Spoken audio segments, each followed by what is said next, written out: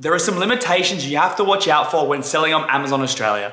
Hi guys, welcome back to my channel. I'm Chris Steff. If you haven't come here before, this channel is all about Amazon Australia, the opportunity of a lifetime. Now, I shared this live sheet with my students of the Conquer ANZ Academy, which is a self-paced online academy that myself and two other coaches teach, and they gave me such great feedback that I wanted to share with you today. Now, if you're in your product research phase, this is a great, if you've already found a product, this is also going to be great help to you because it may just put a few light bulbs on in that head and let you know exactly what you're getting into and make you realize that maybe there is some more requirements needed when selling these products. So we're going to talk to you about some products that we stay away from and try to avoid, and then what to look for in a good product. So get your notepads out because I'm going to jump over into this sheet now and you can have a good understanding of what to look out for when trying to find your product. So what makes a product a winner and what to avoid? That's what we're going to be talking about today. Now, recently I shared this with my students and they absolutely love this because this is really basically just helping them eliminate or helping them think about potential ideas that may or may not be good or bad ideas.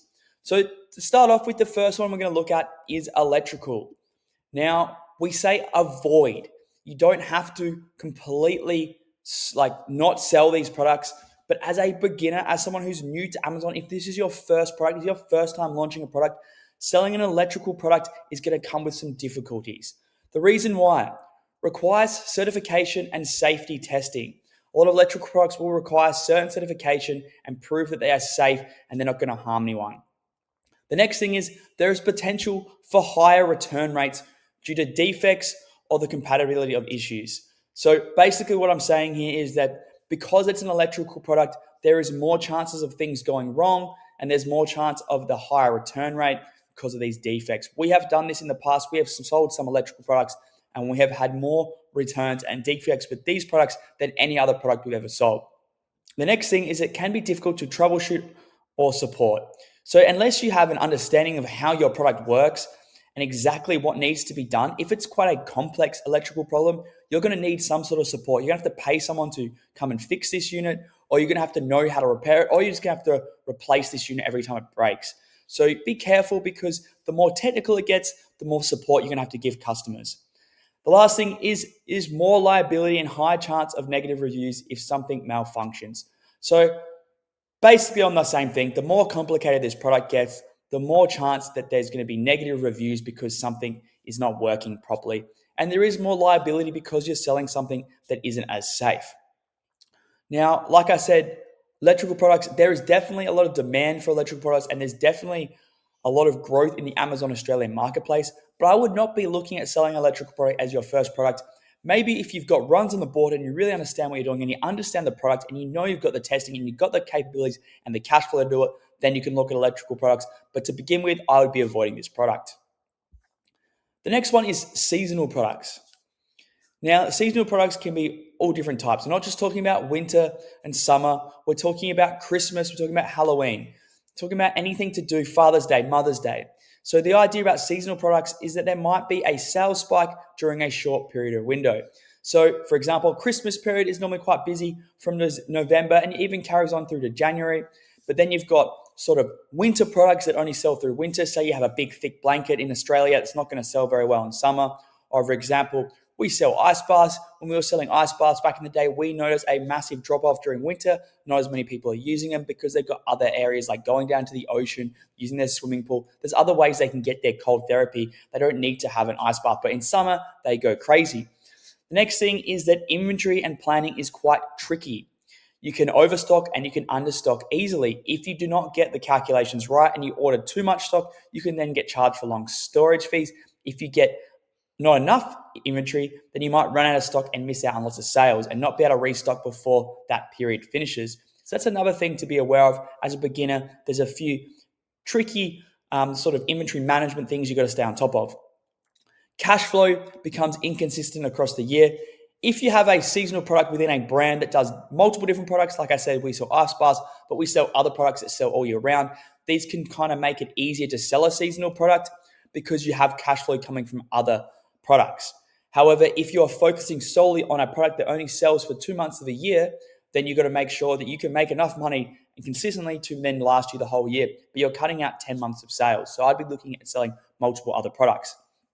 And If you're trying to build a brand all year round income stream based on the back of that cash flow, is you're not going to be able to do that if it's a seasonal product, especially if it's a product like a Halloween or a Father's Day one that only comes around for a short period. People maybe only buy for maybe a month leading into these events or New Year's, stuff like that. So you've got to be very careful when you're coming to seasonal products, especially as a new seller.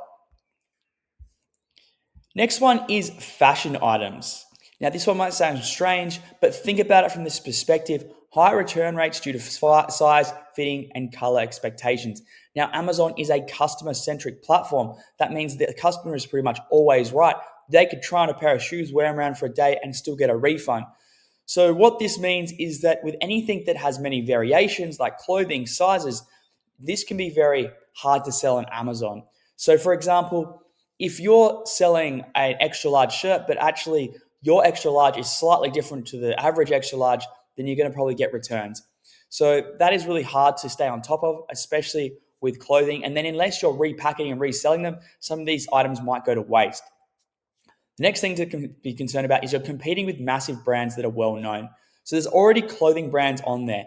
People like to buy clothing that it's kind of already a known brand. So like a Nike, an Adidas, anything like that. People are going to want to buy those products. If you're trying to create a sports brand, no one knows about it. You're not advertising it. You're not promoting it. You don't have influencers and stuff like that. It's going to be very hard to sell this brand on Amazon. Next thing is trend driven. Styles change quickly, leading to dead stock. So colors change all the time.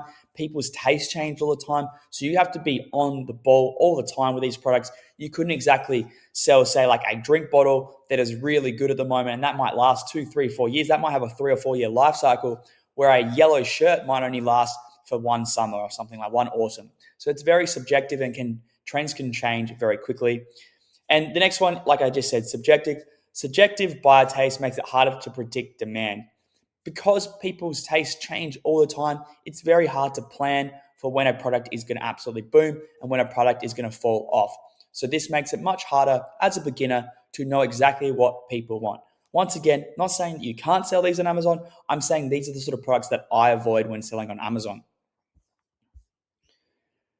Now we're up to consumables. Now, consumables is an interesting one because this is one that I'm very much intrigued about and one that I've been looking into selling into for a number of years. However, I have over 5 years of Amazon experience, and I've done over 6 figures in multiple years now selling on Amazon. So I've had some runs on the board. So now I'm looking at where there's potential more money, and there can be some more money with consumables because you can get people reordering, and there's consistent customers coming back and buying the product. However, as a beginner, there's so much more complexities into this. And what it normally requires is special certifications, especially in categories like food, supplements, or skincare. You have to get the TGA approval to be able to list this on Amazon Australia. So you need to find the right certificates and spend money to have your products tested and approved before you can even sell these on Amazon. The next thing to consider is high liability and strict regulations around labeling and ingredients.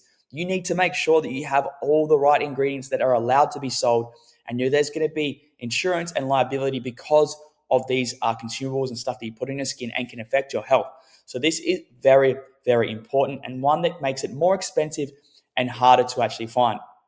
Expiry dates can lead to wastage. This is another thing. If you're not selling through enough, you can lose to wasted stock, going out of date, having to drop your prices. So you have to consider, have you got the ability to sell through how much and how much you need to order, which leads me to another one. I know that I've been looking into this recently, and some of the minimum orders to get a supplement on the market is like 5,000 to 10,000. So if you're going all on this, forget to get a factory to produce this. Not like I could produce 100 ice baths and test that product. Not many people that I've spoke to, and I've actually had some friends who have also looked down this path. No one really wants to give you a small order. They're gonna make you a big order, 5,000 to 10,000, and then you're basically locked in, and you're gonna spend all that money up front to then have to sell through these products. So it's quite a high risk if you're doing consumables. And then customers expect trust and loyalty. It is a bit harder to build a brand, especially a new brand, without having that sort of like loyal trust of getting this from a chemist or getting this from a shop that they trust. Amazon is still a growing marketplace, buying stuff like consumables, there is definitely a market for it. But the good thing is you're going to have to get your reviews up as fast as possible. And I would also be kind of maybe making a brand off of Amazon, maybe on Shopify, to give credibility towards the store, maybe even running ads, spending more money on external ads so people start seeing your product. There's so much more that you'd have to do, in my opinion, to launch a consumable brand on Amazon, and one that I would avoid if I was a new seller. The last one is pretty straightforward, but we're going to avoid dangerous items. We're going to avoid dangerous goods because Amazon just doesn't allow it. Anything sharp, flammable, or potentially harmful, just avoid. There's a good chance Amazon won't even let you list this, but if you get it through the system and it slips through, there's a chance that it will get pulled off and you're never going to be able to sell those products. So Amazon often restricts or flags these products, slowing down your launch. So if you're trying to get a product like this across and you don't realize it's dangerous, then they might just pull that listing altogether and you have to prove that it's not. But if it is dangerous, there's no chance you're going to get that back listed on Amazon. It also requires additional paperwork, safety standard sheets or approvals, and there is a huge liability involved with selling a dangerous product. For example, if you're selling knives. Now, you can sell knives on Amazon, but they are a dangerous product still, and you're going to be liable if anyone cuts and injures themselves, and you don't have the right instructions and warnings on your knife set. Now, be aware of one other thing. Now, this isn't as big an issue, and I don't say avoid this because I have sold big products in the past, but size does matter. The bigger the product, the more expensive it's going to be to ship, the more expensive the storage is going to be, and the more expensive it's going to be to send to the customer and have it delivered. So size does matter. That doesn't mean you can't sell large products, but as a new seller, I'd be looking at smaller products that are cheaper to ship. You can get larger quantities of them, and you don't have to worry about running out of stock because you're limited by how many you can purchase because the size of the product normally costs more as well. The other thing is claims. Does your product claim it relieves pain? May it require extra certification? If you have a health supplement that says that cures heart disease and you can't actually show the proof of that, you can't show the certificates and the testing can be done, you will have your item pulled. You cannot make false claims. So if you think you're going to sell a healthcare product and pull that wool over people's eyes and tell them it's going to have all these amazing benefits, unless you have proper testing, and in Australia specifically, you probably have to get FDA testing in Australia or get some sort of international recognized testing to show that this is proven. You're not going to be able to use a certificate that's come from China. That's not going to be accepted. And otherwise, you're going to have your listing pulled off, your listing flagged, and you may have the product removed from Amazon altogether. So that's another thing to be aware of. So guys, what makes a product a winner? Number one, let's start with the data. Are people buying this product? We always go back to this, and I touched on this in another video showing you where to find good data points. At the end of this, you can click and find that and rewatch that if you haven't seen it already. But are people buying this product? Are people looking for it on Amazon Australia? We use ZonGuru to find data. We use ZonGuru to find if there is demand and if people are actually looking for it. What is your competition doing? If you find that product that has demand and people are buying the product, who else is selling that? Is there any competition? Is the competition any good? If they're not, can you beat them? Can you do better than them? Can you rank number 2 and just steal some of the sales of everyone else below you and still do really well? If you can make $3,000, $4,000, $5,000 in Amazon Australia with one product a month, you're absolutely killing it, and that's only going to grow as Amazon Australia grows.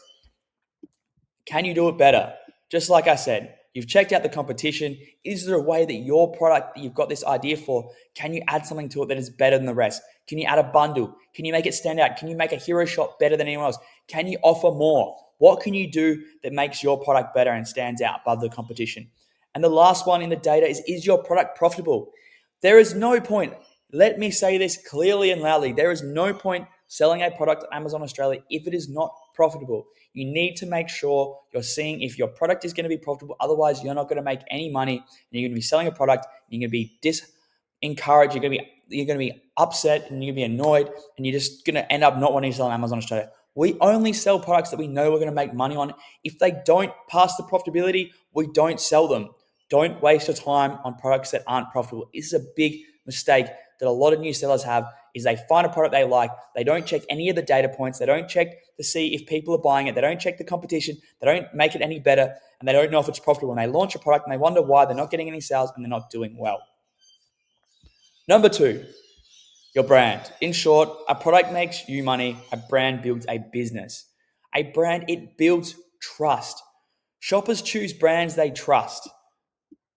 I'm going to say that again. Shoppers choose brands they trust. A strong brand makes you look credible, professional, not like a random seller. We teach our students to build brands that are sexy and that people trust. And this is how we stand out on Amazon Australia. Just quickly, guys, the Conquer AMZ Academy is a self-paced online academy that is thriving right now. We had students like Troy who are doing 50K months and other students that are launching their first products and having success. So if you're interested in learning more about having a structured step-by-step program with guidance from multi-million-dollar Amazon sellers, make sure to comment below or reach out on my socials and I can tell you all about it. A trusted brand, it increases conversion. Branded listings with a logo, packaging, A+ content, and consistently convert more visitors into buyers. This is a known fact. I have seen data completely ramp up as soon as we add a branded video to a listing, as soon as we add A+ content, as soon as we change a store and add a storefront that then people link and see other products, we gain more sales. It is correlated, it has been tested, it is proven, it's a known fact. Brands help conversions. It lets you charge more. We always talk about how much price and profitability is important. Now, if you have a brand, you can charge more for your product because it is sexy and people want to show it off and they want to show the brand off. Brands aren't in a race to the bottom. You can imagine premium price. You can charge premium prices because you are selling value, not just a product. Brands also create customer loyalty. People remember brands and they come back. We have 7 products in our brand. We've had multiple people buy one product, buy the next, and they continue to buy from our brand. Without a brand, there's no loyalty, there's no connection to what products what, and this is what connects all your products together and helps you sell more and more products to loyal customer. They come back, they leave reviews, and they recommend you, helping you grow faster without paid ads. Recommendations from customers, and I've had this many times. Hey, my friend had one of your products and we came here and we really liked it and now we want to buy one as well. The last one, it protects your product. With brand registry, you get legal protection and access to A+ content, videos, ads, and better control over your listing, which we just discussed earlier. The last thing that builds a winning product that I want to touch on after, because the brand one is so important, is time. Success loves speed. The faster you can get a winning product out, the faster you're going to be at the top of page one and the faster you can cement your spot on Amazon Australia with a winning product. This is crucial. But to do this, you need to understand the steps, and you're only going to launch products fast by doing one for the first time. You need to get your first one out there and understand everything and how it works. And from there, you're going to see products that have demand. You're going to see opportunities and you're going to be able to launch at speed. And this is how you're going to get the best and the most profitable winning products, because you're going to beat everyone else in the competition and you're going to be there first. And right now in Amazon Australia, the quicker you can be the first person to get a product idea, the quicker and longer you will be on top, because no one else is selling as good as we sell on Amazon Australia.